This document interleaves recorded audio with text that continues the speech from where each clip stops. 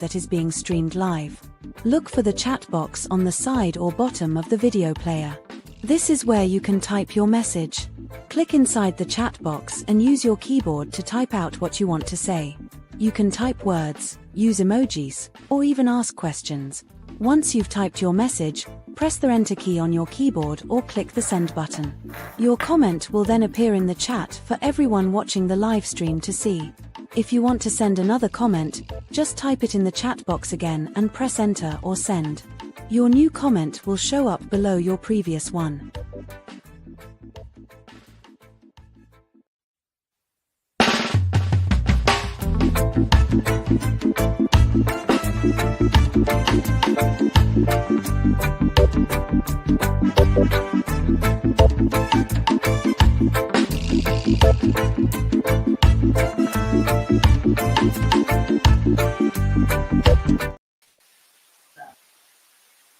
Good day. Hold on a minute. Who are these people at the Bank of Jamaica, BOJ, who planned and carried out a great folly, a painful folly of using $1.25 billion, that's billion Jamaican dollars of poor people's money, to buy an uptown premises and building for back office purposes of the Bank of Jamaica. Let's say that again, $1.25 billion, just under 8 million US dollars. Frankly speaking, who are these people? Independent central bank, powerful, accountable to no one in a poor little Jamaica.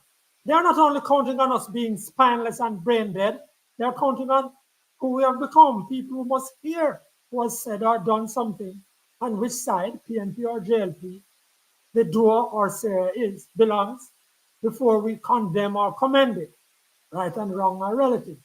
This is the 144th episode of the Frankly Speaking Jamaica Podcast. Permit me to introduce our regular panelists, Desmond Richards, Winnie Brown, and Mary Grange. Our special guest to help us discuss immigration and Donald Trump's victory is Irwine, Head of Caribbean Immigrant Services. For our special guest in a moment, but back to the BOJ. For people who, like me, live out a country bush, let's just locate the big money, $1.25 billion property bought in folly by some big shots at the Bank of Jamaica. Hillcrest Avenue is part of one of the capital city's most expensive patches of real estate. Prime area of the Golden Triangle, a little piece of land between Old Hope and Hope Roads and close to Vale Royal. Frankly speaking, the Bank of Jamaica has put forward a load of crap that is most offensive as the reason for buying. Up at Hillcrest, the former home of the French embassy. Downtown is, they say, prone to tsunamis and to storm surges and other related weather and laughable geological phenomena. That's where they were saying a few years ago, weren't they, that we would have structures for the financial center of the Caribbean. Yes, I had to call up two of my esteemed financial journalist colleagues to find out if we, the financial illiterate, were missing something. Was this purchase necessary to save the dollar, for example, or roll it back, or something so profound? We know of all those used buildings and wasted government space all over the place. Couldn't they find buildings, cheap areas, or land to build on? Land's all out the carpet here. For back office now, remember, frankly speaking, back office, mind you, not where customers or clients are going to be interacting with staff. And in the digital age, just think about it. Isn't it true that less and less space is required by more and more businesses? And isn't it true that that space could be anywhere, even on Goat Island, with all the available technology? My colleagues agreed and said the Bank of Jamaica needs to explain this. You know, part of why it's so offensive. There are lots of Jamaicans who are out there in great need, not of back offices, not of any opulence, but of a front bedroom or 2 sheets of zinc over their heads, or who can't get water in their kitchen. and who prepare GCT and flour, cooking oil, mackerel, chicken back. They are not living any hillcrest life. Frankly speaking, these troublers, these smarties at the BOJ who are making decisions don't even know that part of Jamaica exists. What are we becoming here? They believe their own song. Who do these people think they are, frankly speaking? Their action amounts to sore provocation. They are poor people, and our patience is not unending. Just a reminder, please share and like our podcast, and if you have not done so yet, please subscribe to the Frankly Speaking Jamaica Podcast. Now to our guest, Irwine Clare. Winnie, over to you.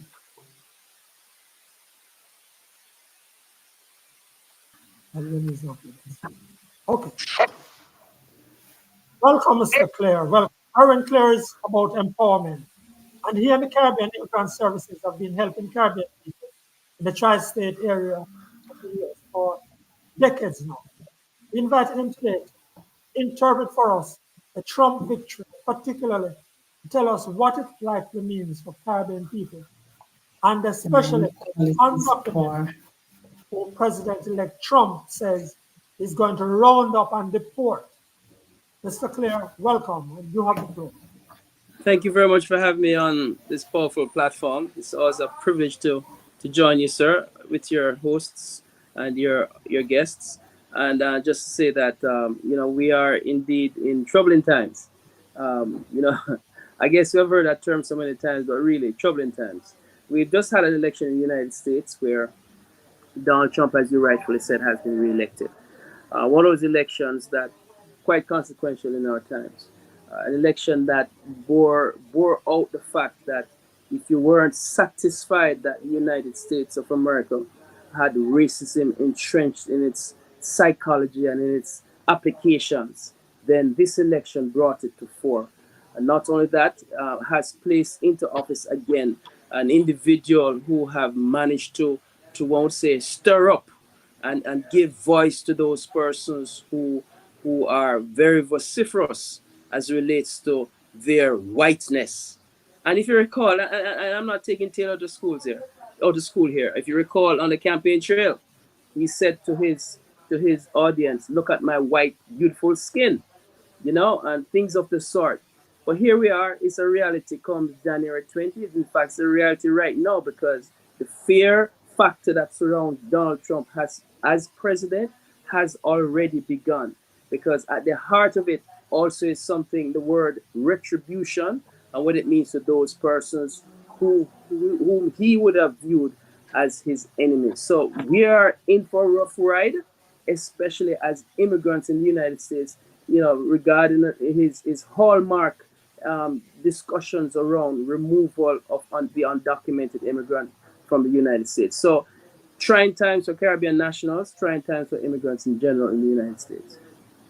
Now, I know my colleagues want to jump in, but let me just start off, Irwine, by saying, is the Trump victory more about what the United States is than about the type of campaign that Kamala Harris ran? Let me tell you. Yes, go ahead. I don't.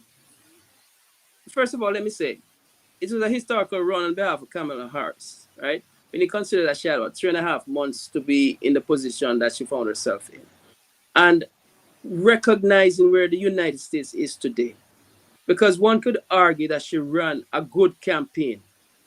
She dealt with the tests. She had to go through more litmus tests than the average nominee. All right. The fact of the matter is this: she's a woman and she's black.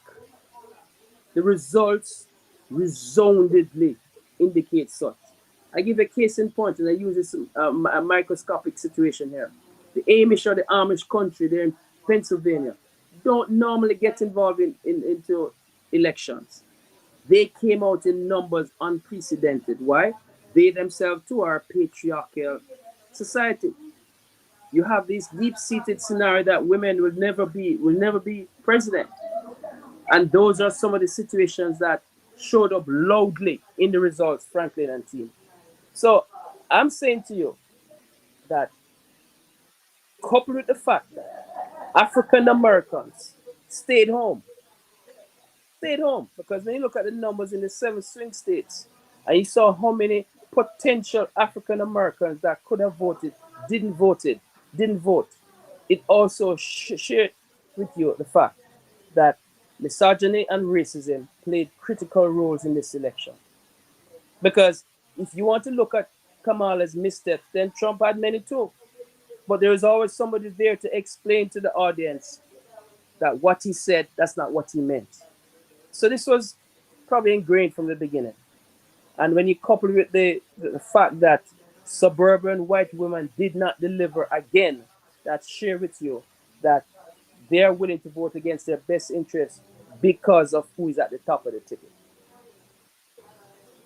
And some Americans say it is what it is. So this is where we are now. Now, what should the immigrant population expect? What should the overall immigrant population? Because I think I heard you say somewhere that it's not just the undocumented that we can put in a little group and separate them and say they are going to be what is pitched for. It's the immigrant community, which you know very well. Indeed. You see, undocumented immigrants do not live in a silo. They are part of a family structure. So therefore, mass deportation don't just impact those who are targeted, but it impacts the family.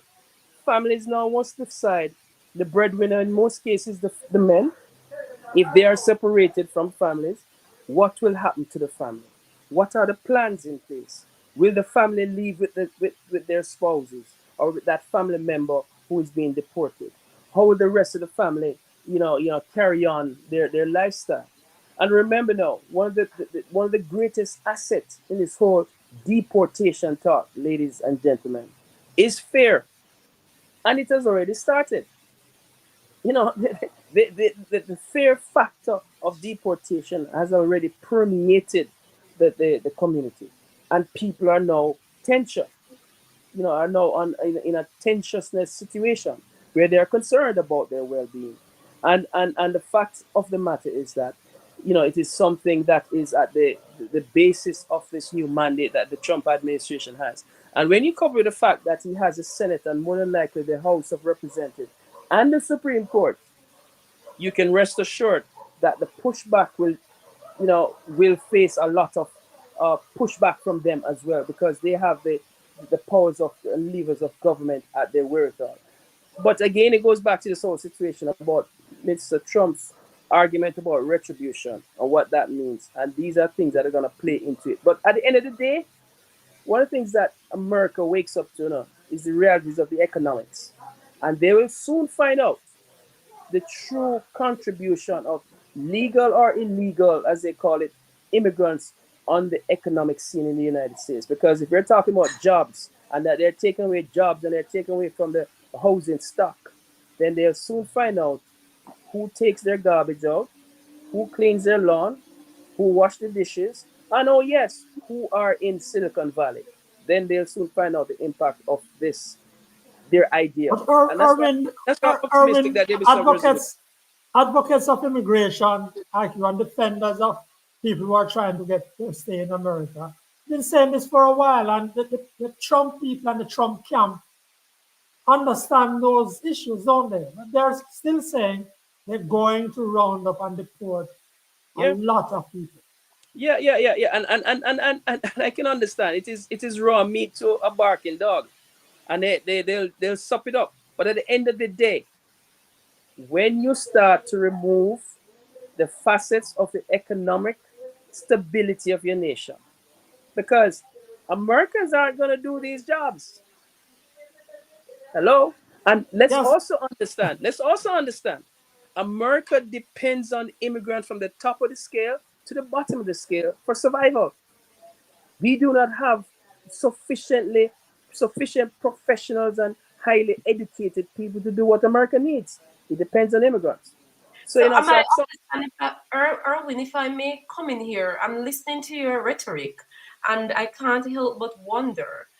There's laws and processes in every society, just including Jamaica. And I'm just putting Jamaica in America's position right now because I'm a Jamaican. That's what I can relate to. And I don't know how I would feel if I wake up tomorrow morning to hear that the island, the borders are loose and just masses of people can just come on in and they're undocumented. And when I walk out on the streets, I see more white people than black people. So I feel like the minority in my own country. Am I hearing you saying that Donald Trump, president elect of the United States, um, has the power and legislation to remove properly what's the word that they use when you become another person, become a citizen of the country, naturalized is the word? People that have gotten, say Jamaicans who have gone there and gotten their documents in the right way. Am I hearing that those people are a threat from Donald Trump? So we should be on guard? Is that what I'm well, hearing you saying through the well, line? believe it or not, and that's also part of it, you know. But let's stick with the part that he has vociferously been articulate about, and those are the unlawful presence. The term they use is illegal. I try not to use that. The Illegal, unlawfully present. unlawful. So All right. let me ask another Yes. question. Am I Yes. hearing you saying that you're condoning people unlawfully No, no, no, present no, no, no, no, in no, the no. I never United do that. States? And is No, that no, no, no, that no, no, no, and no, no, that no. Yes. unlawful immigrants in the United States um is a boost to their economy? Yeah, Is that that part of what it is right. you're That part saying of yeah, between the lines? that part of it is right. But I'm not endorsing a person breaking the laws and coming in the United States. I'm not endorsing that. Understand where the role that we play, and understand this now. I can say to you that probably a majority of Jamaicans that enter the United States enters legally, Thank you. I and checked some that out. Thank you for saying that. And wait, big up wait, wait all up, wait up. Jamaicans who want to go to the Let United him finish States his and point, show his Mary. Let him finish his skill. point. Let him finish his point. Let All him right, put your question they in point. enter the country legally because we Thank don't have a God. land border with the with Jamaica with the USA. But in recent times, though, we've had Jamaicans who have gone through Mexico and entered the country like that. A But few. I in checked the totality, in general, we enter the country and overstay our time. So in I that know of situation, those. you become unlawfully present, And considered by those them people should be illegal. deported under my government. Should No, be wait, deported. wait up, Mary, let him Mary. answer. You get a chance to come back in. In situations like that, there are avenues for persons in those situations to go ahead and regularize themselves. I have been involved in that. Legitimate processes. And many Jamaicans have gone that route. There are persons who enter, same process, have not been able to do so for whatever reason, chose not to go back to Jamaica. That's not my situation. I am not condoning that. But however, we find ourselves in a situation as a people, like any other ethnic groups. We lobby and advocate for such persons who are there. And guess what? Many a times, those are the persons who take care of these millionaires and these high profile paid persons who work on Wall Street or Broadway or wherever. Their children at home and depend on them. That's an important economic fabric in the United States. That's what I'm talking about. No, I heard you in firsthand. years gone by, hold up. In 1996, I think it was, when the last amnesty in the 80s, when President Reagan granted amnesty. Why? Because he recognized the contribution of these people to the economic and social fabric of the United States. We've never had that since then. Immigration has become what is called a wedge issue. And I want to categorically make it clear here. I am not advocating for anyone to enter the United States illegally or to overstay their time. However, I place myself in a position where if I'm in a situation where I can help to alleviate the person who have chosen to go that route, then I'll make every effort to do so. And I'll stand All by right. that. All right, Mary, make a quick response and then we have another question from him. I saw Winnie shaking her head. We don't know whether she wanted to come in, but go ahead, Mary. I agree with any president. I do not support people entering a country, whether it's Jamaica or the United States, through the wrong channels, then try to make it right. and people advocating for them. I don't. And I support Donald Trump 100% that any illegal residents in the United States, Mary, undocumented, yeah, thank you. people in the United States should be sought and should be sent back to their country, and could go further if given an opportunity, could re-enter under the right circumstances. That All I right. don't want that for Jamaica, and I'm not wishing it on the United States. All right. Okay. Stick a pin right there. Let me share some realities. Irwin, now. quickly make a quick So in response that because I want to case, take it to what's going Mary, to happen to Jamaicans now. let's follow your thought process on that. In that case, Jamaica should then be prepared to accommodate at least 50,000 persons. We have space, a lot of land space. Okay. That's your estimate of the number of undocumented. I can throw any number out. I don't know. That's anecdotal. But what is the estimate of undocumented Jamaica? They said there are 14 million undocumented immigrants in the United States. Overall. Yes, overall. There are some estimates between 10 and 20 million. Yeah. They choose some numbers recently in the election that Biden let in 10 million, but that's not true. In fact, he has deported more people than Donald Trump did in his 4 years, and that's a fact. But anyway, next question. Nobody was afraid of electing. But I wanted to ask you now. So, what would you be advising? What would you advise the Jamaicans there now? I know you don't condone illegality. I know you don't condone people that's going to the States and just saying. I know that, Irwin, because I've been talking to you from the 1980s about this whole undocumented business. But what would you be advising people in the United States now who are undocumented, who are full of fear, we see it being expressed all over? What would you be advising them to do now and what not to do? Because I hear that there are lots of snake oil people out there selling all sorts of solutions. Yeah, without a doubt. Well, first and foremost, I speak to you in generalities because I would never go into the details. But if you're undocumented in the United States and you do have an opportunity to regularize yourself, and some people do, now is the time to do so. All right? The two major choices that may be available to them right now is one, if they have a child of about 21 who's a citizen, that child can petition for that person as long as they came into the country legitimately. Secondly, if that person petition for is the same thing we call file for. Yes, file for. Yeah. Sorry. The other part is that if they fall in love and get married, they can do so, and thankfully, same-sex marriage is inclusive. So those are basically two avenues right now. Thankfully, sorry, I missed that. And thankfully, what? I didn't say thankfully. I said also included in that is that same-sex marriages are allowed. Oh, okay. All right. Okay. No. So and you'll be surprised how many people are in those categories.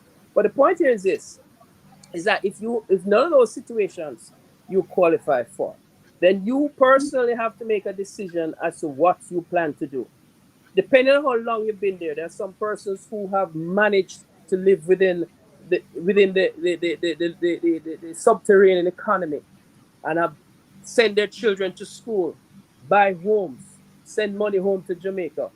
That means that you are in a position where you have managed to survive over these years, continue to survive. But that's a personal decision. That's a personal decision because even as we speak, we do not know exactly how this whole argument that Donald Trump has articulated will be implemented fully. Yes, but he has said since election, there is reported to have said that people can say it's costly, it's going to take more resources or whatever, but it's going to be done. It's going to be and already we see the private jails, persons in private jail stocks are making lots of money already. So it's another industry there being created. I also say to these same people to make sure you have your documents in order. No, I think Mary had intimated to this. Yes, Mary, you can be denaturalized. And that's one of Donald Trump's missive, which is kind of unique because within that whole sphere, he may find many of his friends will become suspect in that situation as well. And he has also called for the discontinuation of family reunification and emphasizing on meritocracy, which means that for Jamaica, they'll be looking to take only the best of the best or the nuclear family. So that would mean also brain drain and steroids for Jamaica and other countries. Oh. And explain to us what you mean by that, taking mainly members of the nuclear meaning family. that they'll take persons who are of fit into the economy. In other words, your skill sets are what will qualify you to enter the United States, as opposed to family reunification, which has ensured that his wife's family got into the United States, and Elon Musk's as well. So so these are some of the things that he plans to eliminate.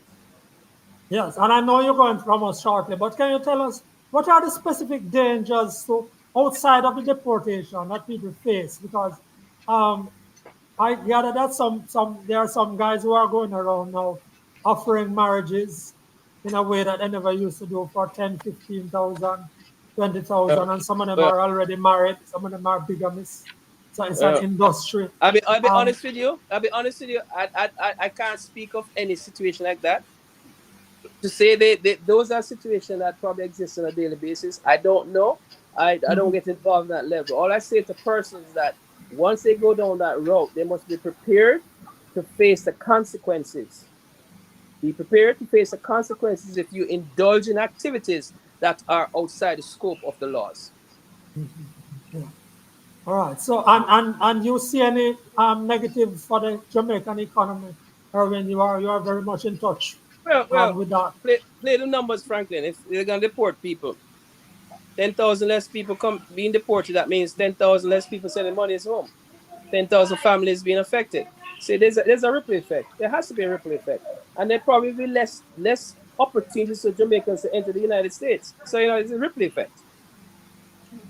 It can't remain the same. Irwine, we want to thank you. Winnie, I see you bowing, but you want this, he's going to leave us now. Yes, I agree with what he's saying, and I understand that that is the only way. If you're there illegally, if you're undocumented,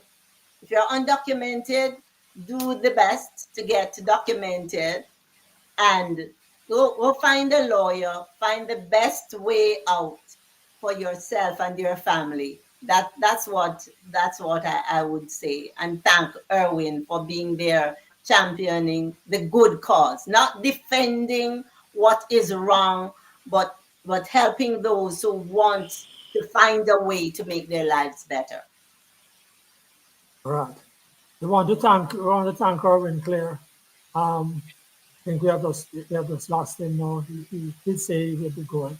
I want to thank him very much, and as Winnie did say, thanks for his services of Caribbean Immigrant Services. And they're available. You can look them up. You can look at their website and see what services they offer.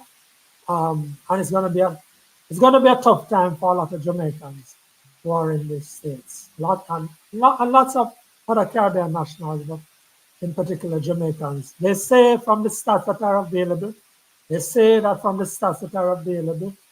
uh, more than 4 out of 6 of the Caribbean people in America going through undocumented are Haitians and Jamaicans.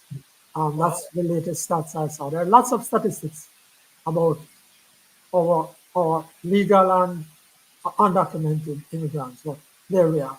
Okay, we want to thank you so much, Mr. Clare, and we're going to turn over now to Winnie. We're going to take on a local matter. We're going to return to the matter Before of we go to Winnie, Sir Mac, before we go to Yes. Winnie, Oh, yes. I have a fun fact and a joke, a Donald Trump joke, to finish off the Donald Trump moment. Yeah. Do you know that Donald Trump was born in Jamaica? Not a joke. That is no joke, man. Is it that? You don't get it? No. Do you? Well, Donald Trump is more Jamaican than Kamala Harris, who was born outside of Jamaica. Donald Trump was born at Jamaica Hospital in Queens, New York. So who named Mary? No brownie points there for that. To a woman named Mary. How No Jamaican? brownie points. Come on. No brownie Okay, our viewers this evening, we want to welcome Jeffrey Worrell, and we also want to welcome Ruby and Forbes. We're looking forward to your comments. We just had on Irvin, and he had a lot to say. So Jeffrey saying remittance is Jamaica's highest foreign exchange earner. So I suppose deporting the people is going to be a bad thing for us. But keep your comments coming, and we'll take them again just the threat of the deportations, Mary, and just a sense of where he wants to go. It's going to, because if you're there, you're going to hold on to anything that you have.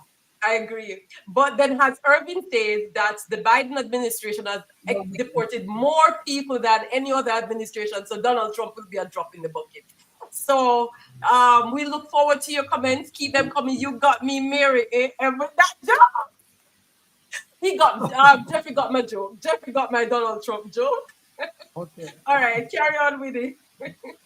Okay, so we want to return to the matter of and also remind people that you can also reach us by WhatsApp at 503 Yes, on 9995. Okay. So Desmond is properly joining now. And we want to return to the matter of life certificates. Now, in our promo, we said that these were silly things, and Winnie, who is championing life certificates for us, said, no, don't call it stupid. stupidness. No, it is not. It's Mary, not she stupid. won't accept it. So, Winnie, over to you, because we have been getting a lot of feedback on life certificates, and we wanted to go right back there to talk about it. So, welcome, Desmond, and Winnie is on the floor. Yes. So have I received a lot of feedback from my letter was published. My letter to the editor, October 18, Friday, October 18. I've had quite a bit of feedback, and only 3 persons, one person who spent a lot of time with me on the phone trying to justify life certificates, and 2 persons who wrote to me saying that it is something that we have to tolerate because of dishonesty. You know how I feel about that, so I don't need to go there. The government, I see, is trying to make it easier, and I put that in quotation marks, easier for pensioners to say that they are alive. That is missing the point entirely. Pensioners should never have to tell the government that they are alive in a country where death is reported. What is preventing the government from linking systems so that the relevant authorities can know when people are dead? Why is it the onus should be on the pensioners to say that they are alive or dead? Now, one of the challenges we have is that there are pensioners. For example, the person who spoke with me last week told me that both he and his wife, they have to submit life certificates, and they find it okay. The problem is the group of persons who must submit life certificates. That's not a homogeneous group. Everyone is not alike. There's some in nursing homes. Those are able-bodied and up and about. They don't think of the other people who are really incapacitated, and they don't have people to help them. It is challenging. It is hard. I've had many, many complaints. Aside that, I didn't even think about. Someone shared with me that the person that he has to help has Alzheimer's. So every time the life certificate, notice I keep saying death, sorry about that. The life certificate has to be done. It is a challenge because this person has Alzheimer's, so it's hard for that person.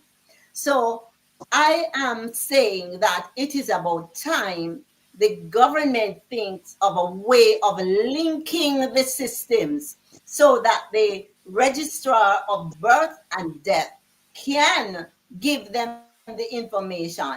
And I think about it in a country where we have so much crime. If you have to tell the government when you're dead, something is wrong. The government should know who is dead and who is alive. That is the biggest challenge for me. That's the only way. I don't accept and I don't believe that this is But the government has been the saying onus should never be on the people. Yes, Winnie, but the government has been saying that they are making it easier Breaking now, up. that they're going to do Am some I? things that make it easier. Can you hear me? Yes, we are hearing you. I'm Yes. not sure you can hear me. But we are saying the government has been saying it's going to make things easier. But this phone thing that then coming with Mr. McAfee frustrate all people. I don't respect You that. can't make a wrong thing easy. It doesn't make it easy, Winnie. I agree. I see, Winnie, though, that what is in place now You is can't based make on a what's bad happening thing all over the easy. world. Sorry, Mary, go again. They just need to, we need to, it's on point, Sir Mark. With all the records and departments and agencies that our taxpaying money is paying, I believe that we need to break with practices across the world and England and wherever, and just come up with a system where a small country, easy to monitor, we can drive or anybody go find them where they are. We need to come up with a system that does not harass our We senior need citizens. we need a government that You has the interests of the people at heart. That is I what we agree need, with Desmond. right? The ordinary Jamaican have difficulties accessing all public services in Jamaica. All public services, right? If, and that is why you know people will pay to get driver's license, will pay to get birth certificates, because the services delivered at these places are poor, and the administrators, the government, over the years, they have done very little to address these issues But facing the again, people.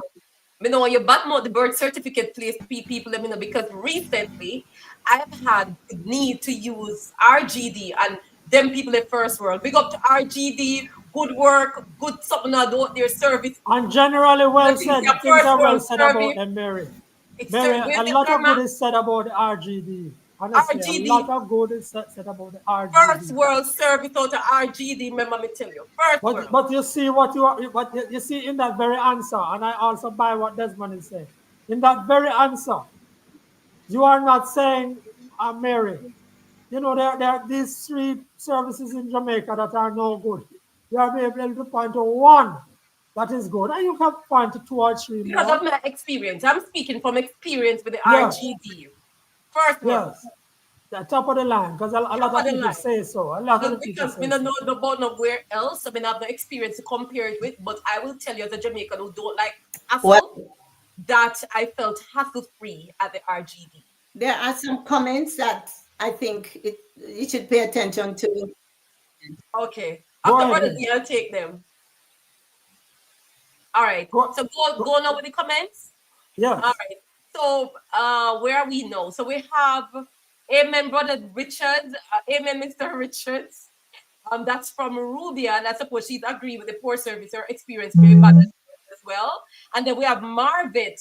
I totally agree with you, Winnie. Winnie, you have full support from the Jamaican public on this thing. This life certificate issue, keep bringing it to who you need to bring it, because our audience is agreeing with you, especially if you have old people. It's so hard. Patrick Smith, even the justice of the peace, who is signatory to these life certificates, has to be certified. Oh, ironic! It's crazy. And then they still harass the poor people, the old people. Them no man, they need to stop this. They need to stop. Carry on, brother. This one. Right now, as we are speaking, there are thousands of Jamaicans who are now inconvenienced as a result of the heavy showers that we have been having. People in West rural St. Andrew, several hundreds are cut off, road cut in two. In St. Elizabeth, thousands can't interact, road cut in two. In Westmoreland, right now people are marooned and the bag gorge is closed, right? Now, yes, we know it is a result of natural disasters. But let us see how long it is going to take the authorities to respond to these emergencies, where so that ordinary black Jamaicans can live their life, can have an opportunity to go around to do their business. Let us see how long it is going to take. Well, Desmond, you raised the matter of the weather conditions and so forth. And the speed at which these things, the clearance happen, they leave a lot left to be desired. And you look at some infrastructure issues. For example, I was looking at that Troy Bridge up there in Manchester, between Manchester and Trelawney. And that's been a situation going on for years now. 230 million, I just saw that the Prime Minister said is going to be required to fix that bridge. But you see how easily these guys have spent $1.25 billion, this is just a fifth of that, on a new fantastic site for back office operations. You know, Yes. Jamaicans, we have got to get real about these things, you know, because that sort of behavior, it drives people away from the political process, from believing in their leader, from believing in this particular state. I saw a picture with Miss Jess, a PNP operative out in St. Elizabeth, showing you what was happening on the Silo Road. She brought some of that to life. You see the big hole in the middle of the road. Now, these things will happen. It's just a matter of how quickly our systems respond. And as to the potholes, as to the NWA, as to how that whole process remains as it is in Jamaica, it is really absolutely distressing as to how that remains, as to what happens on the farm roads. People have been pointing to that. And the government tell us they don't have money, because that is the issue. They don't have the money to address. Money, brother Desmond. They don't have the money to put in the infrastructure so that ordinary people can have water to drink. They don't have water. They don't have the money to fix up the hospitals and put drugs and employ people in them so that people can get services. But in a whisker, they can find 1 point something billion to buy a new building for bankers, for officials to sit in offices. Back office operation. These things, and people see and hear, and people don't understand. Most of us never seen anything near $1 million stacked up. But let's consider $1.25 billion. But people understand that this is, what sort of use is this? How could people sit down and work that out in this type of Jamaica? They're crazy. In a place where people are sitting. I was in a discussion this week past with some pensioners talking about insurance and the great difficulty people have of trying to purchase health insurance, and people were expressing the great pain of just trying to use the public hospitals, of people that know sitting in chairs for three days rather than not being able to get a bed. You know, what sort of Jamaica is that we want to sell people? Yes. And believe that they must just take it. They must just sit down and believe that some big guys and some big men decide that $1.25 billion. Billions. No, so we never know Jamaica is rich. You know,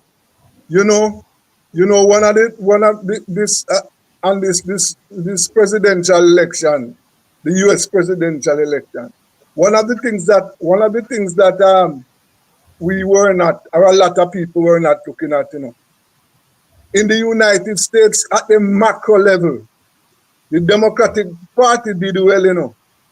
But one of the things, you know, the cost of living in America is affecting a lot of ordinary Americans, you know. Ordinary Americans are having difficulty. They didn't speak to that, Desmond. They didn't speak to that. But as we go out, you're right. You can slip into those comments quickly, or we have to leave them out. Mary, you're not following. Yes, I'm sorry. We have some new Quickly. people online. I get carried away with them. I'm The sorry. last comment. So we have Thomas from Canada. Welcome, Thomas. We have Patrick Smith, who is saying, please remember now that the DOJ is an independent entity. So I'm asking Absolutely. if he's saying that it's their personal money and not the taxpayers' money that has bought this place. Because we don't have that clarity. No, As a BAG, make money. of course. Let's wrap up, Mary, because you have made some of them slip by. But we thank you. That's our show for today. Please remember to subscribe to the Frankly Speaking Jamaica podcast and share this podcast with your friends. Thanks to our special guest today, Irwine Clare of the Caribbean Immigrant Services. On behalf of Joshua Black Media Services, Mary Grange, Winnie Anderson Brown, and Desmond Richards. Thank you guys for being with us again. I'm Franklin McKnight. Until then.